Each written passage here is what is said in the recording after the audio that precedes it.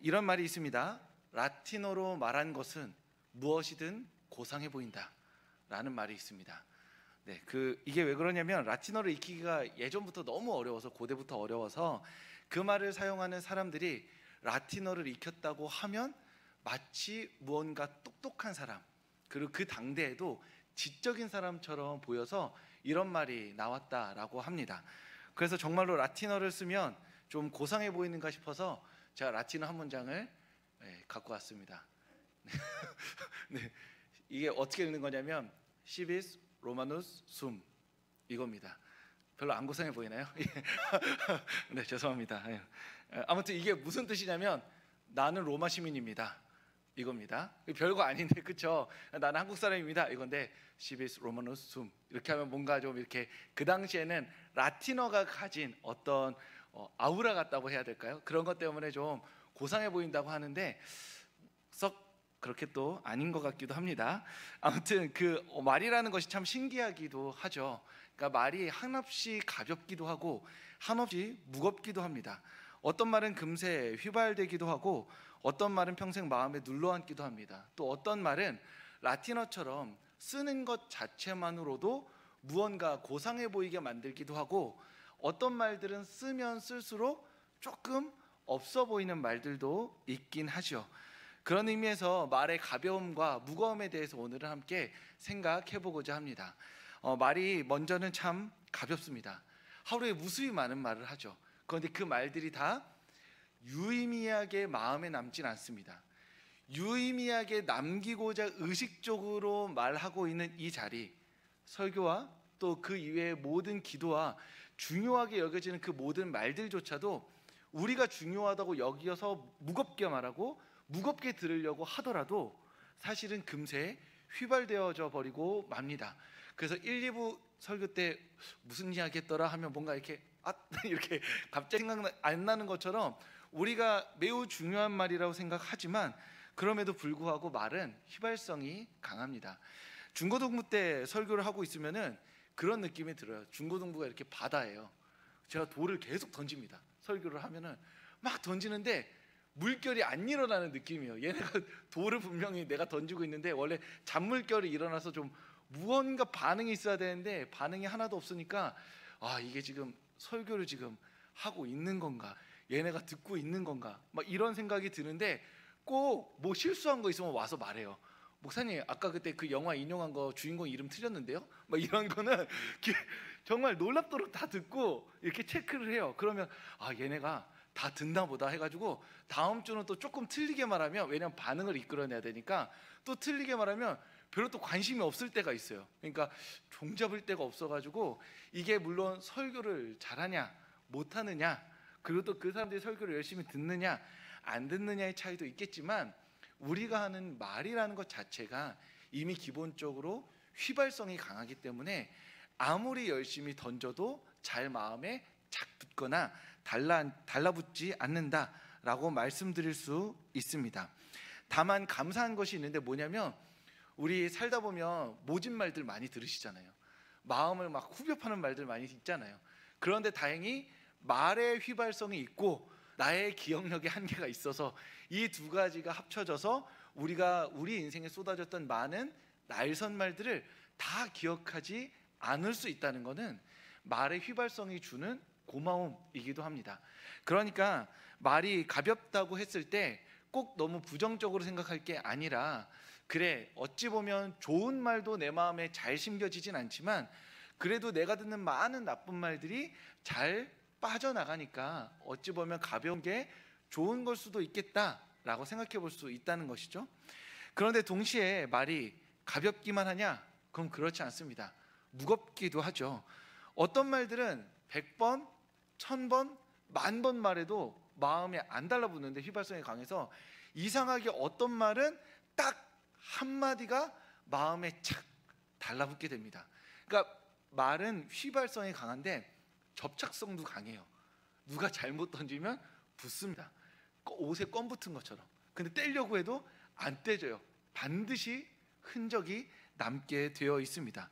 그래서 내가 조약돌이라고 생각하고 막 던졌는데 어느 날 알고 보니 핵폭탄처럼 그 마음에 터져 있는 날들도 있는 것이죠.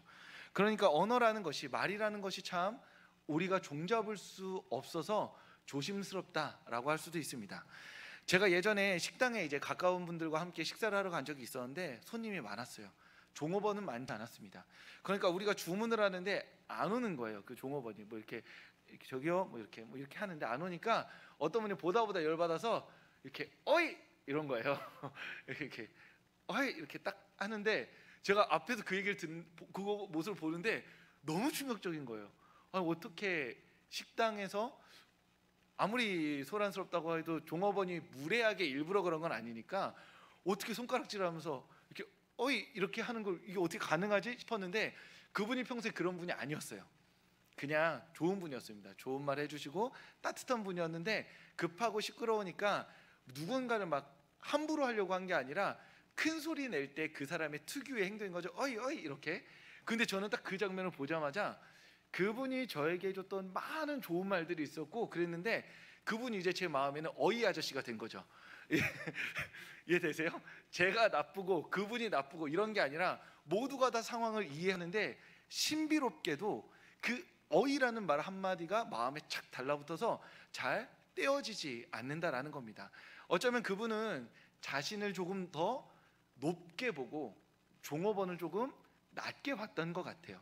그러니까 조금 자기가 편하게 자기 성질대로 소리를 내다 보니 조금 제가 보기엔 그렇습니다. 제 기준에서는 굳이 그러지 않아도 되는 무례함을 보인 것 아닌가라고 생각이 든다는 거죠. 그분은 자신의 위치를 너무 높게 잡았던 것이고 또 다른 어떤 면에서는 자신의 위치를 너무 망각해서 자신의 말의 무게를 까먹는 사람들도 있습니다. 조선시대 최고의 폭군으로 알려진 연산군이 있어요. 연산군이 예전에 제위 시절에 최말동이라는 상인이 잘못을 해서 감옥에 들어갔다고 합니다. 그런데 연산군이 그냥 야 최말동 풀어줘 이렇게 말한 거예요. 그러니까 신하들이 아니 그가 잘못을 했으니까 국문을 하셔야 됩니다. 이러시면 안 됩니다. 통촉하여 주시옵소서 이런 거 한 거죠. 그랬더니 연산군이 거기에다가 뭐라고 답하냐면 내 말을 안 들으면 너는 부모도 없고 임금도 없는 오랑캐냐? 라고 말을 한 거예요. 굳이 그렇게 말할 필요 없잖아요. 싸우자는 거야 라고 해서 어떤 정치적 언어로 대립해도 되는데 연산군은 자신에게 대드니까 너 왕도 아버지도 없는 오랑캐냐? 이렇게 확 찌른 거죠. 그런 날선 말들이 사실은 연산군이 폭군으로서 신하들과 대립하게 만든 표현이기도 했습니다. 그리고 연산군이 아들이 태어났을 때 뭘 하냐면 우리 왕의 아들이 태어나면 기쁘죠. 그럼 보통 잔치를 하잖아요. 근데 연산군은 너무 신난 거예요. 그래서 뭐라고 했냐면 이 궁 안에 있는 모든 사람들의 직급을 하나씩 올려줘라 라고 말한 거예요. 여러분 생각해 보세요. 직급은 나만 올라야 좋잖아요. 다 같이 오르면 그냥 이름만 바뀔 거잖아요. 우리 모두가 다 직급을 하나씩 올라오면 과장이 뭐 부장되고 차장되고 뭐 이사되고 하면 내가 상대적으로 올라야 그게 직급인 거지. 왕이 그냥 기분 좋으니까 다 직급 하나씩 쏠게 다 하나씩 올려. 그래서 신하들이 아니 그게 너무 말이 안 되는 일입니다. 좀 통촉하여 주시옵소서 했더니 연산군이 뭐라고 했냐 하면 너는 내 아들이 없었으면 좋겠느냐. 그러니까 내 아들이 태어나서 올려준다는데 이걸 안 봐도 너 그럼 원자가 없었으면 좋겠어서 그렇게 말하는 거야? 라고 말을 했다는 거죠. 그러니까 연산군이 폭군으로서 어떤 치열한 갈등과 다툼 속에서 자신의 생을 불운하게 마무리했지만 그 과정 가운데 그가 자신의 왕의 무게를 그리고 말의 무게를 모르고 함부로 말했던 것이 있었다라는 것입니다. 연산군은 왕이었지만 왕이 가진 말의 접착성, 무게를 이해하지 못했고 그 말을 신하들과 쌓아나가면서 대립하고 갈등하여서 결국 왕에서 쫓겨나게 됐다는 거죠. 말씀드렸듯이 말은 한없이 가볍습니다. 지금 아마 제가 이제까지 오후 예배 동안 한 말들 중에 기억이 하나도 안 나실 수도 있어요. 처음에 뭐라고 했더라? 라고 할 만큼 말은 가벼운데 동시에 어떤 말이 마음에 꽂혔으면 다음 주에도 다다음 주에도 생각나게 된다는 것이죠. 그러면 우리는 이렇게 물어봐야 되겠습니다. 그러면 가볍고 무거움, 그 경중을 가르는 건 무엇인가? 어떤 말은 왜 가볍고 어떤 말은 무거운가라고 했을 때 같은 말이라고 한다면 그 말에 감정이 실릴 때 경중이 달라집니다. 예를 들어 사랑한다 라고 하는 말도 진심을 다해 말하면 누군가가 눈물을 흘리는데 함부로 말하면 불쾌하죠. 나를 모욕하는 건가?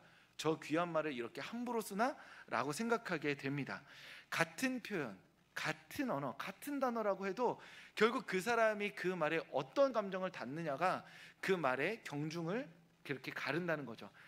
아무리 중요한 말도 가볍게 말하면 휘발되어져 버리고 중요한 감정을 담으면 무거워지는 겁니다. 앞서 사랑해라는 말도 내가 사랑하는 연인에게 이렇게 사랑해 뭐 이렇게 목소리를 쫙 깔고 이렇게 딱 하면 그래도 사랑하는가 보다 할 수 있는데 사랑한다고 이렇게 약간 거칠게 소리를 빽 지르면 아니 사랑한다는 건 너의 그 태도와 맞지 않아 라고 따져 묻게 된다는 것이죠.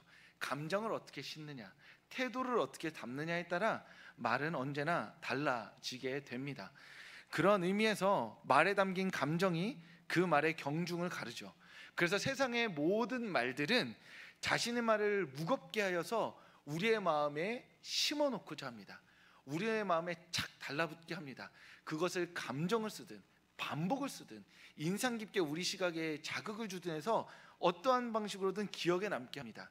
2002년에 유행했던 아주 유명한 유행어가 있습니다. CF 유행어가. 그게 무엇이냐면 부자 되세요입니다. 혹시 기억나세요? 김정은이라는 여배우가 나와가지고 비시카드 광고였는데 여러분 부자 되세요 했었습니다.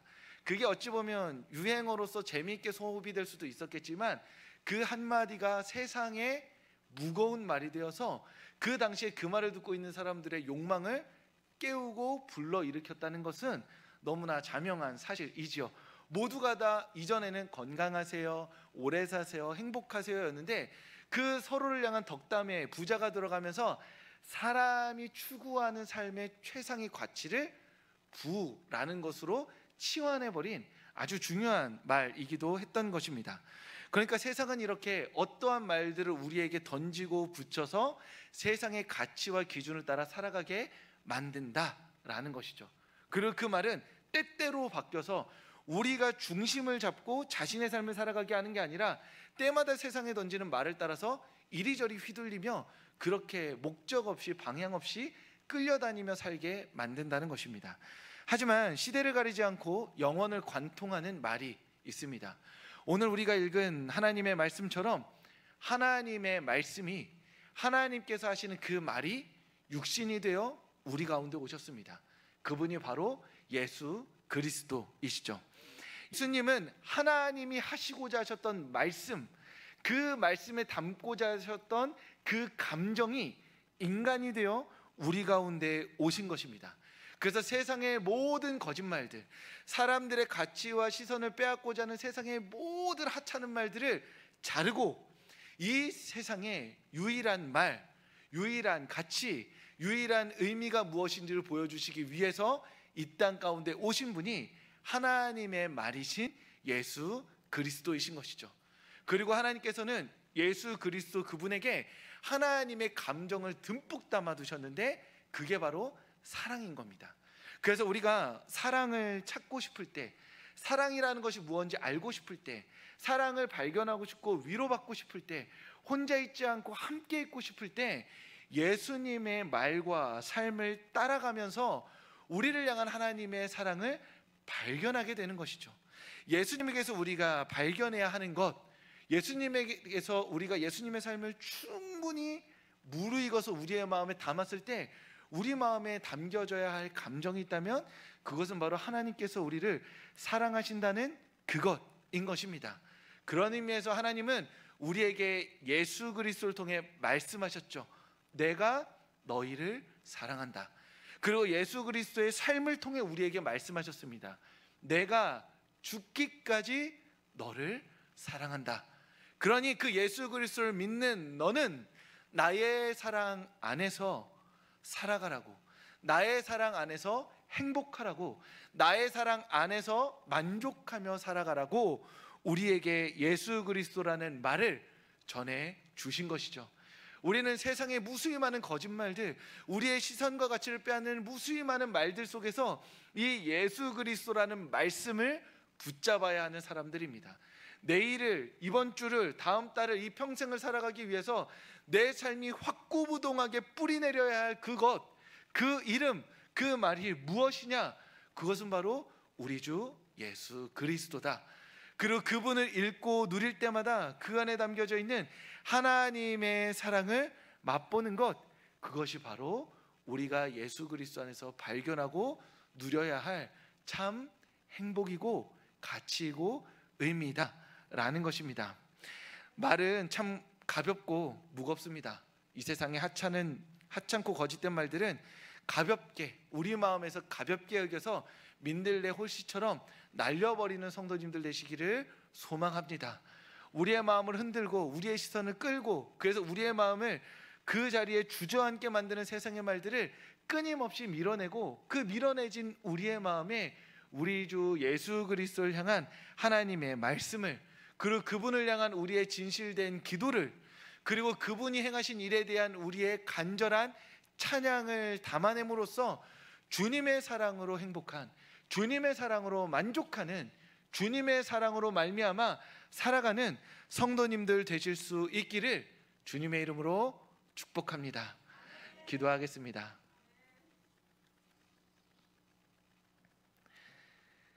하나님, 세상의 많은 말들이 우리에게 스쳐 지나갑니다. 내가 사랑하는 이들, 나에게 많은 영향을 끼쳤던 이들, 내가 정말 신뢰하고 아꼈던 이들이 나에게 좋은 말도 건네었지만 또 평생 마음에 남길 흔적의 말들 또한 남긴 것이 사실입니다. 그래서 우리의 마음은 복잡하고 정신없고 날마다 흔들리는 갈대와 같습니다. 주님, 그 세상의 말들을 이제는 거두고 우리에게 사랑으로 말씀하신 그 예수 그리스도의 말씀을, 삶을 우리 마음에 담아 가고자 합니다. 오늘 우리에게 선포된 이 말씀을 우리 마음 가운데 깊이 새기게 하여 주시옵소서. 새겨진 말씀을 따라 우리를 사랑하시는 주님의 사랑에 감사하며 이번 한 주를 씩씩하게 기쁨과 감사 가운데 살아가는 우리 모두가 되게 하여 주시옵소서. 하나님, 몸이 아픈 성도 있습니다. 사랑하는 이가 아파 눈물로 기도하는 성도들 있습니다. 하나님, 갈 길을 알지 못하여 방황하고 있는 성도들 또한 있습니다. 하나님, 그 모든 혼란한 마음들, 길 잃은 마음들, 빛을 잃은 마음들 주님께서 찾아가 주시옵소서. 눈물을 닦아주시고 마음을 위로하시며 흐트러지고 길 잃어버린 그 마음, 그 길 가운데 하나님 빛이 되어 주시옵소서. 예수님 이름으로 기도합니다. 아멘. 이제는 우리 주 예수 그리스도의 은혜와 하나님의 사랑과 성령의 교통하심이 오직 우리 마음에 하나님의 말씀이신 예수 그리스도만을 담기로 결단하고 다짐하는 이 자리 가운데 모인 모든 이들의 머리 위에 지금부터 영원까지 함께 하시기를 간절히 축원하옵나이다. 아멘.